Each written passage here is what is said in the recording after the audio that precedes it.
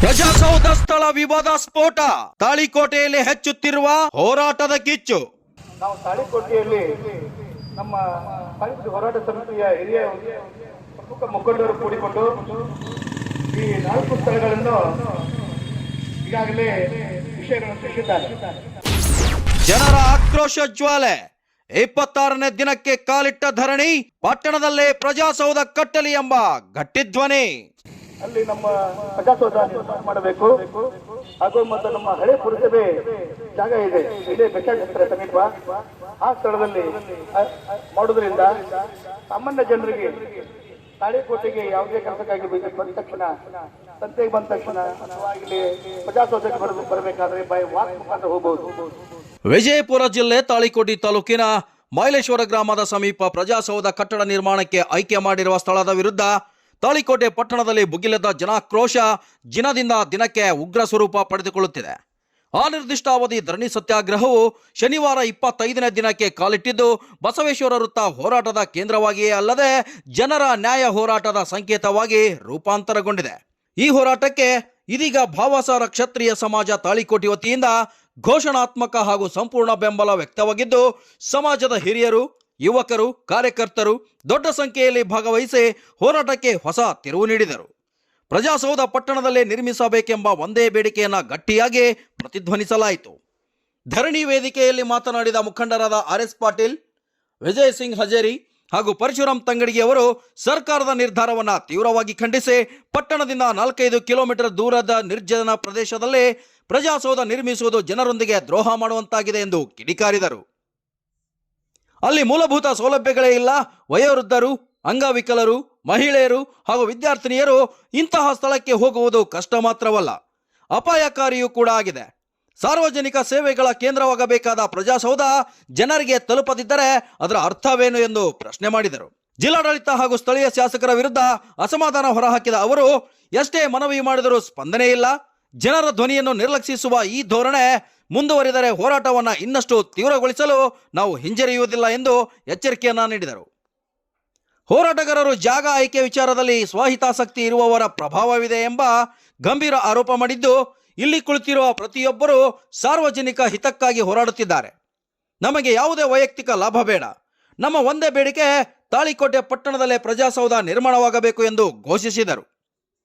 ಭಾವಸಾರ ಕ್ಷತ್ರಿಯ ಸಮಾಜದ ಮುಖಂಡರು ಹೋರಾಟಕ್ಕೆ ಸಂಪೂರ್ಣ ಬೆಂಬಲ ಘೋಷಿಸಿ, ಹೋರಾಟ ಸಮಿತಿಯ ಕರೆ ಬಂದಾಗ ನಾವೆಲ್ಲರೂ ಒಗ್ಗಟ್ಟಿನಿಂದ ಈ ಹೋರಾಟವನ್ನು ಮತ್ತಷ್ಟು ಬಲಪಡಿಸುತ್ತೇವೆ ಎಂದು ಭರವಸೆಯನ್ನು ನೀಡಿದರು. ಇದರಿಂದ ಹೋರಾಟಕ್ಕೆ ಭಾರಿ ಬಲ ಸಿಕ್ಕಿದೆ. ಈ ಸಂದರ್ಭದಲ್ಲಿ ಅರವಿಂದ ಹಂಚಾಟೆ, ರಾಜು ಹಂಚಾಟೆ, ಕಿಶನ್ ಲೋಕ್ರೆ ಸೇರಿದಂತೆ ಹಲವಾರು ಜನರು ಮಾತನಾಡಿ ಹೋರಾಟದ ಅಗತ್ಯತೆ ವಿವರಿಸಿದರು. ದತ್ತು ಮಹೇಂದ್ರಕರ್, ಸಂಜು ಹಂಚಾಟೆ, ರಾಜು, ತಿರುಪತಿ ಹಂಚಾಟೆ, ವಿಜಯ್ ದರ್ಜೆ, VB ಲೋಕ್ರೆ, ಕೃಷ್ಣ ಮಹೇಂದ್ರಕರ್, ರಘು ಬಾಸುತ್ಕರ್ ಸೇರಿದಂತೆ ಅನೇಕರು ಉಪಸ್ಥಿತರಿದ್ದರು.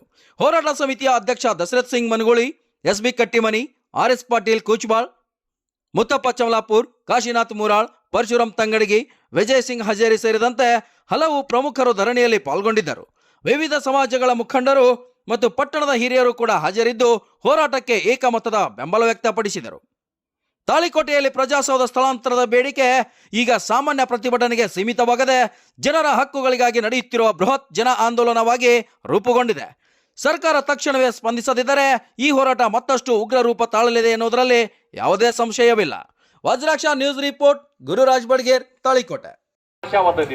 ಇವತ್ತು ಕೂಡ ಪರಶುರಾಮ್ ತಂಗುಡುಗರಲ್ಲಿ, ವಿಜಯ್ ಸಿಂಗ್ ಅವರಲ್ಲಿ ಕಳೆದ 25 ದಿವಸದಿಂದ ಅನೇಕ ಜನ ಯಾರ್ಯಾರು ಬಂದಿಲ್ಲಿ ಮಾತಾಡ್ಯಾರ. ಮಾತಿನೊಳಗೆ ಒಬ್ಬ ವ್ಯಕ್ತಿ ಹತ್ರ ದೋಷ ಆಗಿಲ್ಲ. ಸಂಪೂರ್ಣ ಮಾತಿನೊಳಗೆ ಹಿಡಿತಿಟ್ಕೊಂಡು ಮಾತಾಡಕತ್ತಾರೆ. ಇವತ್ತು ನನಗೆ ಬಹಳ ಖುಷಿ ಅನ್ಸೋದು. ಒಂದು ಹೋರಾಟ ಅಂದ್ರೆ ಹೆಂಗಿರ್ಬೇಕು, ಅದಕ್ಕೊಂದು ಸಭ್ಯತೆ, ಅದಕ್ಕೊಂದು ಗೌರವ, ಸಭಾ ಗೌರವ ಇದನ್ನೆಲ್ಲ ಇರಬೇಕು. ಯಾಕಂದ್ರೆ ಸುಸಂಸ್ಕೃತ ನಾಡಿನೊಳಗೆ ಇದ್ದಂಥವ್ರು ನಾವು, ಬಸವಣ್ಣವ್ರ ನಾಡಿನಾಗ್ಲಿ ಇದ್ದಂಥವ್ರು ನಾವು. ಬಾಯಿಗೆ ಏನಾರ ಮಾತಾಡಕ್ಕೆ ಹೋಗೋದ್ರಿಂದ ಪರಿಹಾರ ಏನು? ಪರಿಹಾರ ಕಂಡುಕೋಬೇಕಲ್ಲ. ಅದಕ್ಕಾಗಿ ಈ ಎಲ್ಲ ಸಾಮಾನ್ಯ ತಿಳುವಳಿಕೆ ಇಟ್ಕೊಂಡೇ ನಮ್ಮವರೆಲ್ಲರೂ ಮಾತಾಡ್ತಾ ಇದ್ದಾರೆ. ನಾನು ನೋಡ್ತಾ ಇದ್ದೀನಿ, ನಿನ್ನೆ ದಿವಸ ಬೇರೆ ಬೇರೆ ಸಮಾಜದವರು ಬಂದು ಮಾತಾಡಿದ್ರು, ಇವತ್ತು ಮಾತಾಡಿದ್ರು, ಅತ್ಯಂತ ಗೌರವಿತವಾಗಿ ಮಾತಾಡಕತ್ತಾರ. ಇದನ್ನೆಲ್ಲವೂ ನೋಡಿ ಅತಿ ಶೀಘ್ರದಲ್ಲಿ ನಾನು ಆಗ್ರಹ ಮಾಡ್ತೇನೆ. ಸನ್ಮಾನ್ಯ ಶಾಸಕರಿಗೆ, ಸರ್ಕಾರಕ್ಕೆ ಆಗ್ರಹ ಮಾಡ್ತೀನಿ, ತಕ್ಷಣವೇ ಸ್ಪಂದಿಸ್ತಕ್ಕಂಥ ಕೆಲಸ ಮಾಡ್ರಿ. ಇನ್ನು ಈ ಹೋರಾಟ ನಾವು ಹೇಳ್ತಾ ಇದೀವಿ, ತೀವ್ರಗೊಳ್ತದ ಅಂತ ಹೇಳ್ತಾ ಇದೀವಿ. ಇನ್ನು ಗ್ರಾಮಾಂತರ ಪ್ರದೇಶಕ್ಕೆ ಹೋಗ್ತಾ ಇಲ್ಲ. ಗ್ರಾಮಾಂತರ ಪ್ರದೇಶದ ಜನ ಕೂಡ ನಮ್ ಜೊತೆಗೆ ಇದಾರೆ ಇವತ್ತು ನೀವು ಯಾವಾಗ ಕರಿತೀರಿ ನಾವು ಬರ್ತೀವಿ ಇವತ್ತ. ನಾವು ಊರ ಜನಕ್ಕೆ ಬಂದಲ್ಲಿ ಕೂತ್ಕೋತೀವಿ ಅಂತಾರ. ಯಾಕಂದ್ರೆ ಒಂದು ದಿವಸ ಒಂದು ವರ್ಷದಲ್ರಿ ನಿರಂತರ ಸಮಸ್ಯೆ ಆಗ್ತದೆ ನಮ್ಗೆ ಅಲ್ಲಿ ಹೋಗುದಂತ ಅನ್ನುವಂಥದ್ದು. ಅದಕ್ಕಾಗಿ ಇದನ್ನೆಲ್ಲವನ್ನು ಅರಿತುಕೊಂಡು ಶಾಸಕರು ಬಂದು ಕುಳಿತು ಮಾತಾಡಿ ಇದಕ್ಕೆ ಪರಿಹಾರ ಕಂಡ್ಕೋಬೇಕು. ಯಾಕಂದ್ರೆ ನೀವು ಕೇಳಿದ್ರೆ PWD ಅದ ಆಗುದಿಲ್ಲ, ಅದಕ್ಕೆ ಬೇರೆ ಬೇರೆ ಇಲಾಖೆಗಳದ್ದು ಕಚೇರಿಗಳಾಗಬೇಕು, ಅದಕ್ಕಾಗಬೇಕು, ಅದಕ್ಕೆ ಕಾರ್ಪೊರೇಷನ್ದಾಗ ಅದ, ಇದಕ್ಕೆ ಬೇಡ. ಎಲ್ಲಿ ಪರಿಹಾರ ಕಂಡುಕೋತ ನೀವೇ ಬಂದು ಕುಳಿತು ಪರಿಹಾರ ಕಂಡುಕೋರಿ. ಮಾತಾಡಿದ್ರೆ ಎಲ್ಲದಕ್ಕೂ ಪರಿಹಾರ ಆಗ್ತದೆ.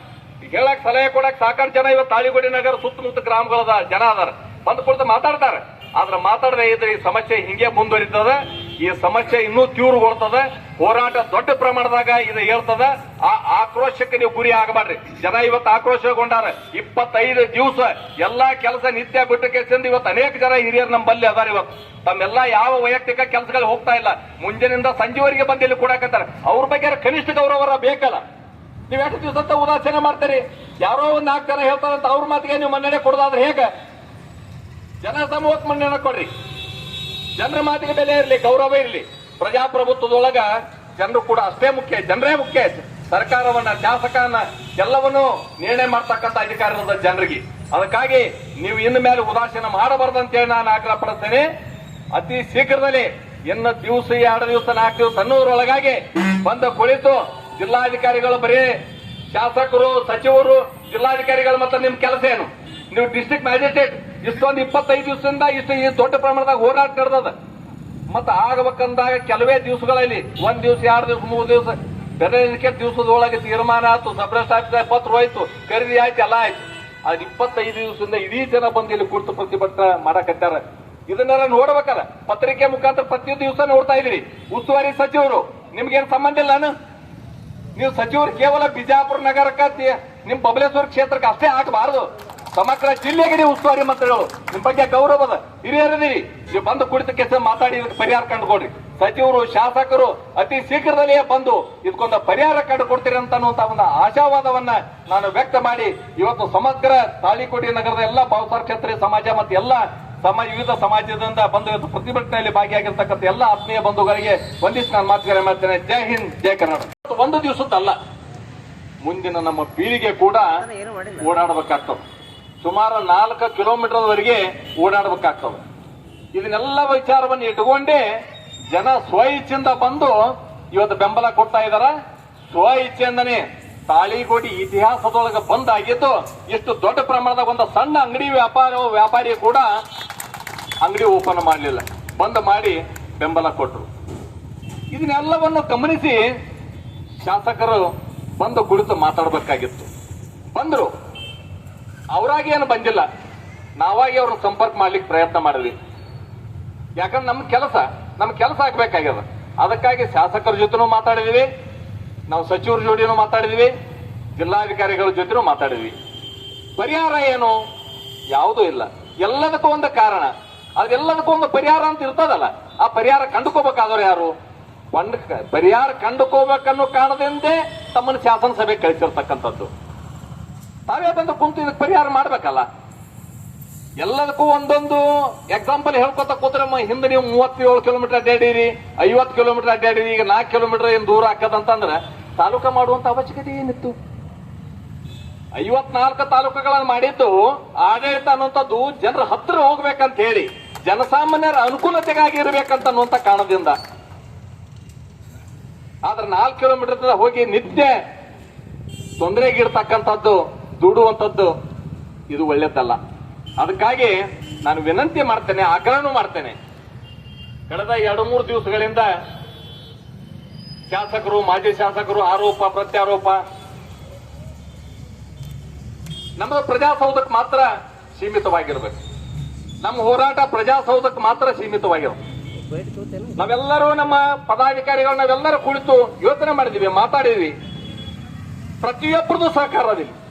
ಶ್ರೀಮಂತರಿಂದ ಹಿಡಿದು ನಮ್ಮ ಕೂಲಿ ಮಾಡ್ತಕ್ಕಂಥ ವ್ಯಕ್ತಿಗಳು ಕೂಡ ಇವತ್ತು ಬಂದು ನಮ್ಮ ಜೊತೆಗೆ ನಿಂತಿದ್ದಾರೆ. ಆಟೋ ರಿಕ್ಷಾದವರು ಇವತ್ತು ಪ್ರತಿಯೊಬ್ಬರು ಯಾರೂ ಕೂಡ ಈ ಹೋರಾಟಕ್ಕೆ ನಾವು ಮತ್ತ ಅವ್ರಿಗೆ ಕೇಳಾಕತ್ತೆ ನಿಮಗೆ ಮುಂದೆ ತೊಂದರೆ ಆಗ್ತದ ನಿಮ್ ಬಿಸ್ನೆಸ್ ಆಗ್ತದ ದೂರ ಆಗ್ತದ ಅಂತ ಕೇಳಿದಾಗ ಅದನ್ನ ತಗೊಂಡು ನಾವೇನ್ ಮಾಡಮ್ರಿ ಇವತ್ತು ಆಟೋ ರಿಕ್ಷಾ ಇವತ್ತು ಹೊಡಿತೀವಿ ಇನ್ನು 4 ವರ್ಷಕ್ಕೆ ಹೊಡಿತೀವಿ ಇಲ್ಲ ಗೊತ್ತಿಲ್ಲ ಮುಂದೆ ನಮ್ಮ ಮಕ್ಕಳಿಗೆ ಸಮಸ್ಯೆ ಆಗ್ತದ ನಮ್ಮ ಮಕ್ಕಳು 4 ಕಿಲೋಮೀಟರ್ದಿಂದ ಹೋಗಿ ಮತ್ತೆ ಅರ್ಧ ಕಿಲೋಮೀಟರ್ ನಡ್ಕೊಂಡು ಅಲ್ಲಿ ಹೋಗ್ಬೇಕು ಅದಕ್ಕೆ ಅದನ್ನು ಬೇಡ ಊರಿಗೆ ಒಳ್ಳೇದಾಗು ಊರಿಗೆ ಒಳ್ಳೇದಾಗ್ಬೇಕು ಆದಂತ ಶ್ರೀ ಕಾಂತಕಮೆಯನ್ನು ಮನಮಂದಿರದಲ್ಲಿ ನೆನೆಸುತ್ತಾ ಅವರ ಪಾದಾರ ವೃಂದಗಳಲ್ಲಿ ಗಮನಿಸುತ್ತಾ ಈ ತಾಳಿಕೋಟಿ ಹೋರಾಟ ಸಮಿತಿಯ ಈ ಒಂದು ಹೋರಾಟಕ್ಕೆ ಪರೋಕ್ಷ ಅಪರೋಕ್ಷವಾಗಿ ಬೆಂಬಲ ನೀಡುತ್ತಾ ಬಂದಿರುವ ಮುಸ್ಲಿಂ ಸಮಾಜದ ಎಲ್ಲರಿಗೂ ಇಂದಿನ ದಿನ ರಂಜಾನ್ ಹಬ್ಬದ ಹಾರ್ದಿಕ ಶುಭಾಶಯಗಳೊಂದಿಗೆ ನಾನು ಇಂದು ತಾಳಿಕೋಟಿ ಹೋರಾಟ ಸಮಿತಿಯ ಈ ಧರಣಿ ಸತ್ಯಾಗ್ರಹಕ್ಕೆ 25ನೇ ದಿನದಂದು ಭಾವಸಾರ ಕ್ಷತ್ರಿಯ ಸಮಾಜದ ಬಂಧುಗಳಿಗೆ ಅತ್ಯಂತ ಹೃದಯಪೂರ್ವಕವಾಗಿ ಅಭಿನಂದನೆಗಳನ್ನು ಸಲ್ಲಿಸಲು ಇಚ್ಛೆಪಡಿಸುತ್ತೇನೆ. ಬಂಧುಗಳೇ, ಈ ತಾಳಿಕೋಟಿ ತಾಲೂಕಾ ಹೋರಾಟ ಸಮಿತಿ ಕುರಿತು ಈಗಾಗಲೇ ಪರಶುರಾಮ್ ತಂಗಡಿಯವರು ಕೂಡ ಹೇಳಿದ್ದಾರೆ. ಬೆಳಗಿನೂ ಕೂಡ ಸಾಕಷ್ಟು ಮಾತುಗಳಾಗಿದ್ದಾವೆ. ಅದಕ್ಕೆ ಹೇಳುವಂಥದ್ದು ಏನು ಬಹಳ ಇಲ್ಲ. ಅತ್ಯಂತ ಸಣ್ಣ ಮಕ್ಕಳಿಗೂ ತಿಳಿಯುವಂಥದ್ದು, ವಯೋವೃದ್ಧರಿಗೂ ತಿಳಿಯುವಂಥದ್ದು, ಸಾಮಾನ್ಯರಿಗೂ ತಿಳಿಯುವಂಥದ್ದು ಏನಪ್ಪಾ ಅಂತಂದ್ರೆ ಏನು ಪ್ರಜಾಸೌಧ ಅತ್ಯಂತ ಸುಂದರವಾದ ನಿರ್ಮಾಣವಾಗುವ ಹಂತದಲ್ಲಿ ಇರಬೇಕಾದಂತ ಒಂದು ಪ್ರಜಾಸೌಧ, ಪ್ರಜೆಗಳಿಗೆ ಹೋಗಿ ಅಂತ ತಮ್ಮ ಕೆಲಸ ಮಾಡುವಂತ ಈ ಪ್ರಜಾಸೌಧ ಹೆಂಗಿರ್ಬೇಕಪ್ಪ ಅಂದ್ರೆ ಪ್ರಜೆಗಳಿಗೆ ಅನುಕೂಲ ಆಗುವ ರೀತಿಯಲ್ಲಿ ಆ ಸ್ಥಳದಲ್ಲಿ ಇರಬೇಕು. ಆ ಪ್ರಜಾಸೌಧ ಹೋಗ್ಲಿಕ್ಕೆ ಬೆವರು ಸುರಿಸ್ಕೊಂಡು ಹೋಗುವಂಥದ್ದು ಅಂತ ಪ್ರಜಾಸೌಧ ಇರಬಾರ್ದು. ಈಗಾಗಲೇ ನಾವು ಬಿಜಾಪುರದಲ್ಲಿ ನೋಡ್ತೀವಿ, ಇಲ್ಲಿ ಬಾಗೇವಾಡಿ ಒಳಗೆ ನೋಡ್ತೀವಿ, ಇದೇ ನಮ್ಮ ಮುದ್ದೇಬೇಳ ಒಳಗೂ ನೋಡ್ತೀವಿ. ನಮ್ಮ ಕ್ಷೇತ್ರದ ಮುದ್ದೇಬೇಳ ಒಳಗೆ ಹೆಂಗಪ್ಪ ಅಂದ್ರೆ ಬಸ್ ಸ್ಟ್ಯಾಂಡ್ ಹೇಳಿದ ತಕ್ಷಣ ನಡ್ಕೊಂತ ಹೋಗುವಂತ ರೀತಿಯಲ್ಲಿ ಅದಾವು. ಸಿಂದಗಿನೂ ಇರ್ಬೋದು, ಅದನ್ನು ಕೂಡ ಬಸ್ ಸ್ಟ್ಯಾಂಡ್ ಅಲ್ಲಿ ಬಸವೇಶ್ವರ ಸರ್ಕಲ್ ಹೇಳಿದ ತಕ್ಷಣ ನಡ್ಕೊಂತ ಹೋಗುವಂತ ರೀತಿಯಲ್ಲಿ ಅದ. ಆದ್ರೆ ತಾಳಿಕೋಟಿಗೆ ಯಾಕೆ ಈ ರೀತಿ 5 ಕಿಲೋಮೀಟರ್ ದೂರ ಹೋಗ್ಬೇಕು? ಮುದ್ದೇಬೇಳಕ್ಕೆ 34 ಕಿಲೋಮೀಟರ್ ಹೋಗ್ತಿದ್ವಿ, ಬಸ್ನ ಕೂತ್ ಹೋಗ್ತಿದ್ವಿ ಗಾಡಿಯಾಗ, ಹೇಳಿದ ತಕ್ಷಣ ಅಲ್ಲೇ ಹೋಗ್ಬಿಡ್ತಿದ್ವಿ. ಇಲ್ಲಿ ಹಂಗಿಲ್ಲ, ನಡ್ಕೊತ ಬಸ್ನು ಇರಂಗಿಲ್ಲ, ಟೆಂಪೋನು ಇರಂಗಿಲ್ಲ, ಏನು ಸಾಧನೆಗಳು ಇರಂಗಿಲ್ಲ. ಇಲ್ಲಿಂದ ಮೈಲೇಶ್ವರ ತನಕ 4 ರಿಂದ 5 ಕಿಲೋಮೀಟರ್ ದೂರ ನಡಿಬೇಕು. ಅಲ್ಲಿಂದ ಮತ್ತೆ ಪುನಃ 800 ಮೀಟರ್ ಒಳಗಡೆ ಹೋಗ್ಬೇಕು. ಇಷ್ಟೆಲ್ಲ ಮಾಡ್ಯಾಕಿಯೂ ಕೂಡ ಅಲ್ಲಿ ಒಬ್ರು ಅಧಿಕಾರಿ ಇರಲಿಲ್ಲ ಅಂದ್ರೆ ಒಬ್ಬ ರೈತಾಪಿ ಜನ ಇರ್ಬೋದು, ಒಬ್ಬ ವಿದ್ಯಾರ್ಥಿನಿಯರಿರ್ಬೋದು, ಬಡವರು ಇರ್ಬೋದು, ಗ್ರಾಮೀಣ ಭಾಗದ ಜನ ಇರ್ಬೋದು, ಅಂಗವಿಕಲರು ಇರ್ಬೋದು, ಮಹಿಳೆಯರು ಇರ್ಬೋದು, ಹೆಣ್ಮಕ್ಳು ಇರ್ಬೋದು, ಅವ್ರು ಮತ್ತೆ ಪುನಃ ಇಷ್ಟು ದೂರ ಬೆವರು ಸುರಿಸ್ಕೊಂಡು ಬರ್ಬೇಕು. ಯಾತಕ್ಕಾಗಿ ಈ ಬೆವರು ಸುರಿಸ್ಕೋಬೇಕು? ನಿಮ್ಮನ್ನ ಆಯ್ಕೆ ಮಾಡಿ ಕಳಿಸಿದ್ದಕ್ಕ ಅಥವಾ ನೀವು ಯಾರನ್ನಾದ್ರೂ ಓಲೈಕೆ ಮಾಡ್ಲಿಕ್ಕೆ ಪ್ರಯತ್ನ ಪಡ್ತಿದ್ರಿ ಅದಕ್ಕ, ನಾವು ನಿಮ್ಮ ಬೆನ್ನಿಗೆ ನಿಂತಿದ್ದೀವಿ ಅದಕ್ಕ. ನಾವು ಶಾಸಕರಲ್ಲಿ ಮತ್ತೊಮ್ಮೆ ಮಗದೊಮ್ಮೆ ಒಂದೇ ವಿನಂತಿ ಮಾಡ್ಕೋತೀವಿ. ತಾಳಿಕೋಟೆಯಿಂದ ಏನ್ ನಿಮಗೆ ಸುಮಾರು 10,000 ಜನ ಓಟ್ ಹಾಕ್ಯಾರ, ಅವ್ರದ್ದು ಒಂದೇ ಕೂಗು. ಏನ್ ಕೂಗದು? ಏನು ಮೊಟ್ಟ ಮೊದಲ ಬಾರಿಗೆ 3 ವರ್ಷದಲ್ಲಿ ಅಭೂತಪೂರ್ವಕವಾದಂತಹ ಏನು ಪ್ರಜಾಸೌಧ ನಿರ್ಮಾಣ ಮಾಡುವಂತಹ ಹಂತದಲ್ಲಿ ಹೊಂಟಿರಿ, ಇದೇ ಮೊಟ್ಟ ಮೊದಲನೇದು. ಅದು ತಾಳಿಕೋಟೆ ಜನರಿಗೆ ಬೇಕಾದಂತ ಸ್ಥಳದಲ್ಲಿ ಮಾಡಿ ನಿಮ್ಮ ಹೆಗ್ಗಳಿಕೆಗೆ ಪಾತ್ರರಾಗಿರಿ. ತಾಳಿಕೋಟೆಯಿಂದ 5 ಕಿಲೋಮೀಟರ್ ಅಂತರದಲ್ಲಿ ಮಲ್ಲೇಶ್ವರ ಗ್ರಾಮದಲ್ಲಿ ಪ್ರಜಾಸೌಧದ ಒಂದು ನಿಗದಿಪಡಿಸಿದ ಸ್ಥಳವನ್ನು ರದ್ದುಪಡಿಸಬೇಕಂತ ಒಂದು ಉದ್ದೇಶ. ಯಾಕಂತಂದ್ರೆ ಈ ತಾಳಿಕೋಟೆ ಸ್ಥಳೀಕರಿಗೆ, ವಯೋವೃದ್ಧರಿಗೆ ಮತ್ತು ಅಂಗವಿಕಲರಿಗೆ ಹಾಗೂ ಶಾಲಾ ಮಕ್ಕಳಿಗೆ ಹಾಗೂ ನಮ್ಮ ಸುತ್ತಮುತ್ತಲಿನ ಹಳ್ಳಿಯ ಜನರಿಗೆ ಇದು 5 ಕಿಲೋಮೀಟರ್ ಹೋಗಿ ಬರಲಿಕ್ಕೆ ಬಹಳ ತೊಂದರೆ ಆಗುತ್ತೆ. ಸಾಮಾನ್ಯರಿಗೆ ಇಲ್ಲಿಂದ ಒಂದು ಯಾವುದೋ ಒಂದು ವಿಷಯಕ್ಕೆ ಹೋಗಬೇಕಾದ್ರೆ, ಒಂದು ತಡಿಬಿಟ್ಟ ದೂರ ಹೋಗಬೇಕಾದ್ರೆ ಇಲ್ಲಿಂದ ಒಂದು 150 ರೂಪಾಯಿ ಆಟೋ ರಿಕ್ಷಾಕ್ಕೆ ಅವರಿಗೆ ಬಾಡಿಗೆ ವೆಚ್ಚಬೇಕಾಗತ್ತೆ. ಆ ಹಣವನ್ನು ಸಾಮಾನ್ಯರಿಗೆ ಕೊಡಲಿಕ್ಕೆ ಬಹಳ ಕಷ್ಟ ಆಗ್ತದೆ. ಆ ಉದ್ದೇಶದಿಂದ ನಾವು ತಾಳಿಕೋಟೆಯಲ್ಲಿ ನಮ್ಮ ತಾಳಿಕೋಟೆ ಹೋರಾಟ ಸಮಿತಿಯ ಹಿರಿಯ ಪ್ರಮುಖ ಮುಖಂಡರು ಕೂಡಿಕೊಂಡು ಈ 4 ಸ್ಥಳಗಳನ್ನು ಈಗಾಗಲೇ ವಿಷಯಗಳನ್ನು ತಿಳಿಸಿದ್ದಾರೆ. ಒಂದು IB, ಇನ್ನೊಂದು KB, ಇನ್ನೊಂದು 204 ಸರ್ವೆ ನಂಬರ್ನಲ್ಲಿ 11 ಎಕರೆ 4 ಗುಂಟೆ ಒಂದು ವಿಸ್ತೀರ್ಣ ಬಹು ವಿಸ್ತಾರವಾದಂತಹ ಒಂದು ಪ್ರದೇಶದಲ್ಲಿ ಅಲ್ಲಿ ನಮ್ಮ ಪ್ರಜಾಸೌಧ ನಿರ್ಮಾಣ ಮಾಡಬೇಕು. ಹಾಗೂ ಮತ್ತು ನಮ್ಮ ಹಳೆ ಪುರಸಭೆ ಜಾಗ ಇದೆ, ಇಲ್ಲೇ ಬಸ್ ಸ್ಟ್ಯಾಂಡ್ ಹತ್ತಿರ ಸಮೀಪ.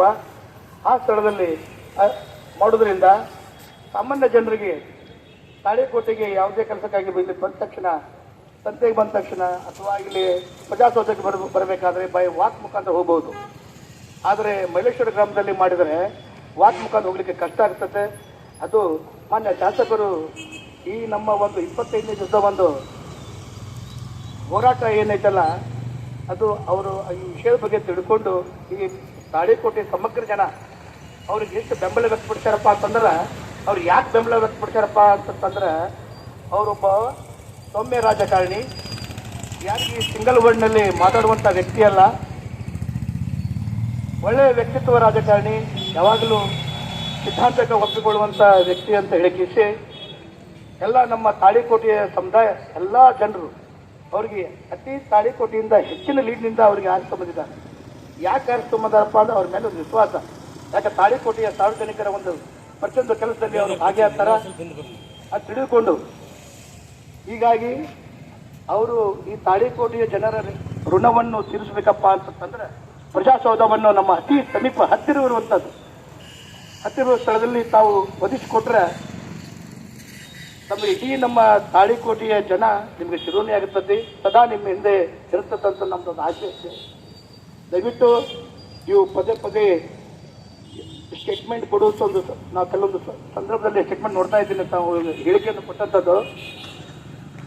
ಈ ಮೊದಲು ತಾಳಿಕೋಟೆಯಿಂದ ಎಲ್ಲ ಸಾರ್ವಜನಿಕರು ಮುದ್ದೆಬಾಳಕ್ಕೆ ಹೋಗಿ 34 ವರ್ಷದಿಂದ ಮುದ್ದೆಬಾಳಕ್ಕೆ ಹೋಗಿ ತಾವು ಸರ್ಟಿಫಿಕೇಟ್ ಏನಕ್ಕೆ ಪರ್ಸೆಂಟ್ ಹೋಗ್ತಿದ್ರಿ, ಇಲ್ಲೇ ಮೈಲೇಶ್ವರಕ್ಕೆ ನೀವು ಯಾಕೆ ಹೋಗಲ್ಲ ಅನ್ನುವಂಥದ್ದು ಒಂದು ವಿಷಯ. ಹಂಗಾರೆ 34 ವರ್ಷದಿಂದ ಸತತವಾಗಿ ಎಲ್ಲ ಸಾರ್ವಜನಿಕರು ತೊಂದರೆ ಅನುಭವಿಸ್ಯಾರ, ಮತ್ತು ಇನ್ನೂ ತೊಂದರೆ ಅನುಭವಿಸೋದ. ತಾಳಿಕೋಟೆ ತಾಲೂಕು ಅಂತ ಅನ್ನೋದು ಏನು, ಇದು ಒಂದು ಹೃದಯ ಸ್ಥಾನದಲ್ಲಿ ಯಾವುದೇ ಒಂದು ಕಚೇರಿಗಳು ಆದರೆ ಈ ಸುತ್ತಮುತ್ತ ಜನರಿಗೆ ಅನುಕೂಲ ಆಗ್ತದೆ ಅನ್ನೋ ಒಂದು ಉದ್ದೇಶದಿಂದ ತಾಳಿಕೋಟೆ ತಾಲೂಕಾ ಕೇಂದ್ರದಲ್ಲಿ ಮಾಡಬೇಕಂತ ಉದ್ದೇಶದಿಂದ ಇಡೀ ಎಲ್ಲ ನಮ್ಮ 25 ದಿವಸದ ಒಂದು ದನಿ ಸತ್ಯಾಗ್ರಹ ಹಮ್ಮಿಕೊಂಡೈತಿ. ದಯವಿಟ್ಟು ಶಾಸಕರು ಯಾರೋ ಒಂದು ಕೆಲವೊಬ್ಬರು ಮಾತು ಕೇಳಿಕಿಸಿ ಇಡೀ ಎಲ್ಲ ಸಮುದಾಯದವರಿಗೆ ಇದು ಹಾಕೋಬಾರ್ದು ನಮ್ಮ ಒಂದು ಉದ್ದೇಶ. ದಯವಿಟ್ಟು ಇದು ಅರ್ಥ ಮಾಡಿಕೊಳ್ಬೇಕು. ಈಗ ಅವರಿಗೆ ಶಾಸಕರಿಗೆ ನಾವು ಇಡೀ ಜನಾಂಗ ಅವರಿಗೆ ಗೌರವಪೂರ್ವಕವಾಗಿಯೇ ಇವತ್ತವರಿಗೆ ಒಂದು ಯಾರು ಅವ್ರ ಬಗ್ಗೆ ಇಷ್ಟು ಅಭಿಮಾನಿದೆ, ದಯವಿಟ್ಟು ಅವ್ರು ಅರ್ಥ ಮಾಡ್ಕೋಬೇಕು. ದಯವಿಟ್ಟು ಯಾರ ಮಾತು ಕೇಳಿದ್ರೆ ಅದೇನೋ ಅವರು ಒಂದು ಯಾರೋ ಒಬ್ಬ ಲೀಡರ್ ಇಲ್ಲಿ ಹೋರಾಟಗಾರರು ಪುಡಾರಿ ಅಂತ ಅನ್ನುವಂಥ ಶಬ್ದ ಬೆಳೆಸ್ತಾನ. ಆ ವ್ಯಕ್ತಿ ಪುಡಾರಿ ಯಾರು ಅನ್ನೋದು ಆ ವ್ಯಕ್ತಿಗೆ ಅರ್ಥ ಆಗಬೇಕು. ಅವನಿಗೆ ಇಲ್ಲಿ ಎಲ್ಲ ಸಮುದಾಯದವ್ರು ಕೊಡ್ತಾರ, ಈ ಮಾತು ಎದಕ್ಕೆ ಅಂತಾರ ಅಂತ ಅನ್ನೋದು ಅರ್ಥ ಮಾಡ್ಕೋಬೇಕು. ಅವನಿಗೆ 2 ಎಕರೆ ದಾನ ಅಂತ ದಾನ ಅನ್ನೋದು ಒಂದು ಶಬ್ದ ಏನು, ಒಂದು ಪ್ರಜಾಸೌಧಕ್ಕೆ ಒಂದು ಜಮೀನು ಕೊಡಬೇಕಾದ್ರೆ ಕಂಡೀಷನ್ ಹಾಕಿ ಕೊಡೋದ್ರಿಂದ ಅದಕ್ಕೆ ದಾನ ಆಗಲ್ಲ, ಟರ್ಮ್ಸ್ ಅಂಡ್ ಕಂಡೀಷನ್ ಹಾಕೋದಿರಾಗಲ್ಲ. ದಾನ ಅಂತಂದ್ರೆ ಯಾವುದೇ ಒಂದು ಸರ್ಕಾರಿ ಜಾಗವನ್ನು ಕೊಡಲಿಕ್ಕೆ ನಾನು ನಮ್ಮ 2 ಎಕರೆ ದಾನ ರೂಪದವಾಗಿ ನಾನು ಕೊಡ್ತಾ ಇದ್ದೀನಿ ಅಂತ ಹೇಳಬೇಕು. ಪ್ರಜಾಸೌಧ ಕಟ್ಟಡ ಆಗ್ಲಿಕ್ಕಪ್ಪ ಅಂತಂದ್ರೆ ನನ್ನ ಜಮೀನನ್ನು ನನಗೆ ವಾಪಸ್ ನೀಡಬೇಕಂತ ಕಂಡೀಷನ್ ಐತಿ. ಮತ್ತೊಂದು ಮೇಲಾಗಿ ಮೊನ್ನೆ ತಹಸೀಲ್ದಾರರು ಆ ಜಮೀನನ್ನು ತೆಗೆದುಕೊಳ್ಬೇಕಾದ್ರೆ ಸಾರ್ವಜನಿಕರ ಪ್ರಕಟಣೆ ಮುಖಾಂತರ ವಿಷಯ ಗಮನಕ್ಕೆ ತರದೇ ನೇರವಾಗಿ ತಮ್ಮ ಬಂಧುಗಳದ್ದು ಐತೆ ಇದರಲ್ಲಿ ಜಮೀನು, ಹಾಗೂ ಕೆಲವು ಮುಖಂಡರಿಗೆ ಮಾತ್ರ ಇದು ಅನ್ವಯಿಸ್ತದೆ. ಅವರಿಗಾಗಿ ಅನುಕೂಲಕ್ಕಾಗಿ ಇಡೀ 40,000 ಜನಸಂಖ್ಯೆಯ ತೊಂದರೆ ನುಡಿಸಬೇಕಾಗ್ತದೆ. ದಯವಿಟ್ಟು ಇದನ್ನೆಲ್ಲ ಅರ್ಥ ಮಾಡಿಕೊಂಡು ಮಾನ್ಯ ಶಾಸಕರು ಇದರ ಬಗ್ಗೆ ಗಮನ ಹರಿಸಿ ಆಗ ತೀವ್ರಗತಿಯಲ್ಲಿ ಮಾಡಬೇಕಂತ. ಯಾಕಂತಂದ್ರೆ ಇದು ತಾಳಿಕೋಟೆ ಕಾಸಗತ ನಾಡು, ಕಾಸಗತ ನೆಲಬೀಡಿದು. ಈ ನೆಲಬೀಡ್ದಾಗ ನಿಂತು ಹೇಳ್ತಾ ಇದ್ದೀನಿ, ತಾವೇನಾರ ಇದು ತಮ್ಮ ಹಠ ಅನ್ನೋದು ಬಿಡಬೇಕು. ಹಠ ಸಾಧಿಸಾಕತ್ತೀರಿ, ಭಾಳ ಹಠ ಸಾಧಿಸಾಕತ್ತೀರಿ. 25 ದಿವಸ ಆದ್ರೂ ಇಷ್ಟೆಲ್ಲ ಮಾಡ್ತಾ ಇದ್ರು ನಿಮ್ಮ ಹಠ ಇನ್ನೂ ಕಡಿಮೆ ಆಗಿಲ್ಲ. ಯಾರ್ದೋ ಒಂದು 4 ಮಂದಿ ಮಾತು ಕೇಳಿಸಿ ತಮಗೆ ಅನುಕೂಲಕ್ಕೆ ನಾವು ಅಲ್ಲೇ ಮಾಡುವಂಥ ಮನೋಭಾವನೆ ಐತಲ್ಲ, ಅದು ತಲೆ ತೆಗೀರಿ. ಅದು ಯಾವ ಕಾಲಕ್ಕೂ ಆಗಂಗಿಲ್ಲ. ಇದು ಅರ್ಥ ಮಾಡ್ಕೊಳ್ರಿ. ಇದು ಬೇಕಾದ ಪ್ರಾಣ ಹೋಲಿ, ಬಟ್ ಅಲ್ಲಿ ಇಲ್ಲಿಂದ 5 ಕಿಲೋಮೀಟರ್ ದೂರ ಅಂತದಲ್ಲಿ ಆಗಲ್ಲ. ಇದು ಎತ್ತರವಿರಲಿ. ದಯವಿಟ್ಟು ತಾಳಿಕೋಟೆಯಲ್ಲೇ ಇದು ಆದಷ್ಟು ಬೇಗ ನಿಮ್ಮ ಬಗ್ಗೆ ಭಾಳ ವಿಶ್ವಾಸ ಇದೆ. ಯಾಕಂದರೆ ನೀವು ಇಲ್ಲಿ ತಾವು ವಿಶ್ವಾಸದಿಂದ ನಡೆದುಕೊಳ್ಳುವಂಥ ವ್ಯಕ್ತಿಗಳಿದ್ರೆ ದಯವಿಟ್ಟು ಇದರ ಬಗ್ಗೆ ಗಮನಿಸಿ ಈ ನಮ್ಮ ಪ್ರಜಾಸೌಧ ಕೆಲಸವನ್ನು ತಾವು ಮಾಡಿಕೊಡ್ಬೇಕಾಗಿ ತಮ್ಮೆಲ್ಲರ ಪರವಾಗಿ ಅವರಿಗೆ ವಿನಂತಿಯನ್ನು ಕೇಳಿಕೊಳ್ಳುತ್ತೇನೆ.